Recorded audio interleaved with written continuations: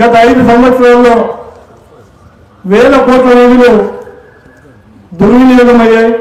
పోలవరానికి ఇచ్చిన నిధులన్నీ పోలవరం కావచ్చు, హాస్పిటల్స్ కావచ్చు, మెడికల్ కాలేజీలు కావచ్చు, ప్రాజెక్టులకు కావచ్చు, ఇచ్చిన నిధులన్నీ పక్కదారి మళ్లించారు. అవన్నీ నాయకుల జోబుల్లోకే వెళ్ళాయి. వాళ్ళు చేసింది ఏమీ లేదు. ప్రతి ఇంటికి 25,000, 30,000, 40,000 ఇచ్చి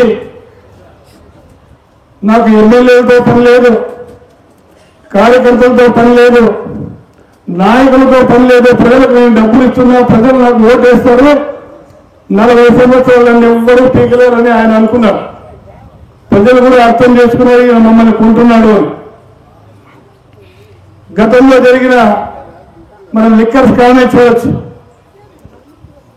ఏ పోలీస్ అధికారిని అడిగినా చెప్తారు, కానీ వాళ్ళు చెప్పలేరు. ఎందుకంటే వాళ్ళ ఉద్యోగం బాధ్యత. ఎక్కడ కానీ మనం కొని లిక్కర్కు దానికి సంబంధించి ఎవరైనా కొంటే వారికి బిల్లు కూడా ఇచ్చేవాళ్ళు కాదు. అంతా బ్లాక్ వ్యాపారమే జరిగింది. కొన్ని వేల కోట్ల రూపాయలు జగన్మోహన్ రెడ్డి గారి జేబుల్లోకి వెళ్ళారు. ఈరోజు ధైర్యంగా తిరుగుతున్నారు అక్రమ ఆర్జనతో. కానీ ఈరోజు కేంద్ర ప్రభుత్వం మన ప్రవేశపెట్టినటువంటి బడ్జెట్లో పోలవరానికి నిధులు ఇవ్వడం, ఈరోజు రాజధాని లేని రాష్ట్రానికి కూడా 12,000 కోట్ల నిధులు ఈరోజు అమరావతి నిర్మాణానికి రావడం, మరి అదేవిధంగా ప్రాజెక్టులకు, విశాఖపట్నంలోని ఎయిర్పోర్టుకు, స్టీల్ ప్లాంట్కు అన్ని రకాలుగా ఈరోజు రాష్ట్రానికి లక్షల కోట్ల నిధులు ఇచ్చి ఆంధ్ర రాష్ట్రాన్ని కూడా అభివృద్ధి పథంలో పరిగెత్తించడానికి ఈరోజు కేంద్ర ప్రభుత్వం పూర్తి సహాయ సహకారాలు అందిస్తోంది. మరి అదేవిధంగా ఎమ్మెల్యేలుగా గెలిచిన వాళ్ళు, మంత్రులుగా అయిన వాళ్ళు వాళ్ళ అధికారాన్ని అనుభవిస్తూ ఉంటారు. కానీ మన అదృష్టం సత్యకుమార్ యాదవ్ అన్న గారు ఇక్కడి నుంచి ఎమ్మెల్యేగా గెలుపొందడము, ఈరోజు రాష్ట్ర మంత్రిగా కూడా ఇక్కడ ఉండడము, ఆయన ఎక్కడ ఉన్నా, ఎంత బిజీగా ఎన్ని కార్యక్రమాల్లో ఉన్నా సాయంత్రం అయ్యేసరికి ధర్మవరంలో ఏం జరుగుతుంది, ఈ రోజు ఏం పని జరిగింది, రోజు రోజుకు మనం అనుకున్న అభివృద్ధి పనులు, మనం ఇచ్చిన మాటల్లో ఏమి మనము చేశాము, ఎంతవరకు జరిగాయి.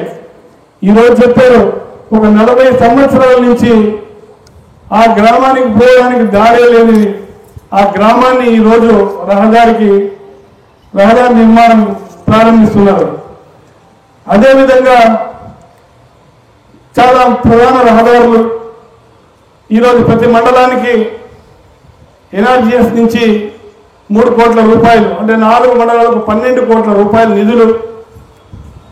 ఈరోజు ప్రభుత్వ ఆసుపత్రికి డయాలసిస్ సెంటర్, దాన్ని ఎన్ని సమావేశాల్లో ఎన్నిసార్లు చెప్పుకున్నా మనం తక్కువే అవుతుంది. ఎందుకంటే డయాలసిస్ సెంటర్ సాధించుకోవడం అంత సామాన్యమైన పని కాదు. మొదటి విడతగా 3 డయాలసిస్ సెంటర్లు ఇస్తామంటే, ఒకటి నారా చంద్రబాబు నాయుడు గారు కుప్పం తీసుకువెళ్లారు, ఇంకొకటి మంగళగిరికి నారా లోకేష్ గారు తీసుకువెళ్లారు, ఇంకొకటి మన ధర్మవరానికి వచ్చింది. నిజంగా ఇది ధర్మవరం ప్రజలు చేసుకున్న అదృష్టం, అదేవిధంగా ఈ ఉమ్మడి జిల్లా ప్రజలు చేసుకున్నటువంటి అదృష్టం. ఏదైనా సమస్య వస్తే వెంటనే సమస్య పరిష్కారానికి మంత్రి గారు ఎక్కడో ఉన్నారు. మొదట ప్రతిపక్షాలు చేసినటువంటి మొట్టమొదటి అసత్య ప్రచారం ఇదే. ఈరోజు సత్యకుమార్ గారు గెలుస్తారు, ఆయన ఎక్కడో ఉంటారు, ఇక్కడ 3-4 నాయకులు ఉంటారు, ఎవరి దారి వాళ్ళదే యమునా తీరే అనే పరిస్థితి అవుతుందని. కానీ దానికి భిన్నంగా ఈరోజు 24 గంటలు అందుబాటులో ఉండేటువంటి వ్యక్తిని ఈరోజు ఇక్కడ ఉంచడం, అర్ధరాత్రి మీరు ఫోన్ చేసినా ధర్మవరం ప్రజల సమస్యలను వెంటనే పరిష్కరించడానికి ఎక్కడ ఉన్నా నిజంగా తన కుటుంబం కానీ తన సమస్యలు కానీ వదిలేసి ఈరోజు ధర్మవరం కోసం ఇక్కడ ఉన్నటువంటి హరీష్ బాబు గారికి కూడా ఈ సందర్భంగా నా ప్రత్యేకమైనటువంటి అభినందనలు తెలియజేస్తున్నాను.